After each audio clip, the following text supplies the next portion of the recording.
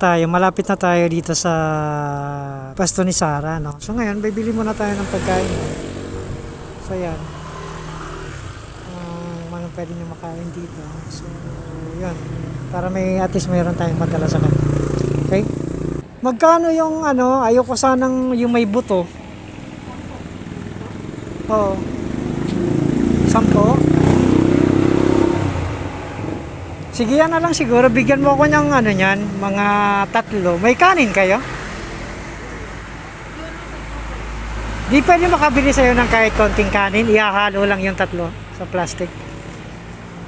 Di pwede? Ay, doon may bilihan doon? Bili ako nito, 3. Pag-isahin mo na lang ng plastic. Tapos lagyan ko na lang ng kanin. No? Di na po.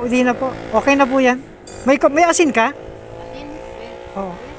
Paano na lang ako ng konting asin, ma'am?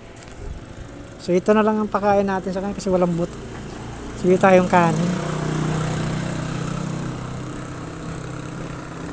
Ito, nabikabili na tayo ng kanin. So, ayan. Nabili na tayo ng kanin. Diretso na tayo kay Sarah. Okay guys, nandito na tayo kay Sarah. Ay, ako si Sarah. Ano si Sarah? Sarah, halika. Uy. Ano si Sarah? Sarah. Ayan.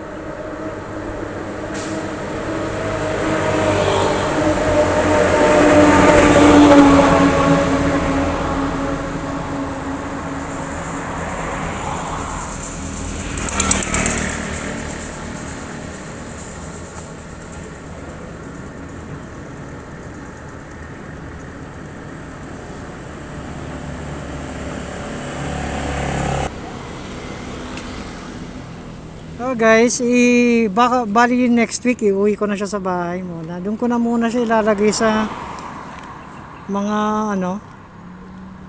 sa may tricycle ako doon na sidecar, baka doon ko na muna siya. Wala naman kasing motor doon. Doon ko na muna siya ilalagay.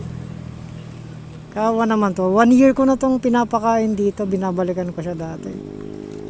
Kakaawa to pag bagyo, wala siyang masilungan. Minsan nanganganak siya.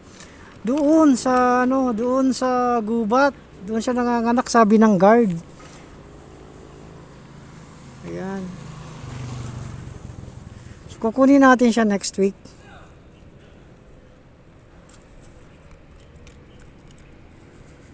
Kasi kaawa naman nandito lang siya Mababait naman yung tao dito sa kanya. Pinapakain naman siya pero pinagpaalam ko na kasi to. Dati pa na iuwi ko kaso wala lang talaga akong mapaglagyan sa kanya. Ayan. Ayan guys, naubos niya na. Nagutom Hi Sarah. Bye bye. Alis na ako guys kasi nag-aabol to sa akin sa motor Bye bye.